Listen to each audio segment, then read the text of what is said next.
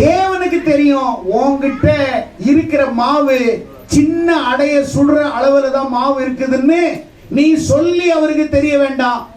உன் பாத்திரத்துல என்ன இருக்குது, எவ்வளவு மாவு இருக்குதுன்னு நீ சொல்லி தேவனுக்கு தெரிய வேண்டாம். உன் கஷ்டம், உன் பிரச்சனை, உன் பாடுகள், உன் துன்பத்தை நீ சொல்லி கதறி கண்ணீர் விட்டு கத்தி கூப்பாடு போட்டு சொல்லணும்னு அவசியம் இல்லை.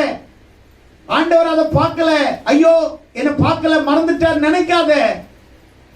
உன் பானையில கொஞ்சம் மாவு சின்ன அடை சுடுற அளவுல தான் மாவு இருக்குதுன்னு எலியாவுக்கு தெரியும், தேவனுக்கு தெரியும், தீர்க்கதரிசிக்கு தெரியும், பரிசுத்த ஆவியானவருக்கு தெரியும், உன்கிட்ட என்ன இருக்குதுன்றது தெரியும்.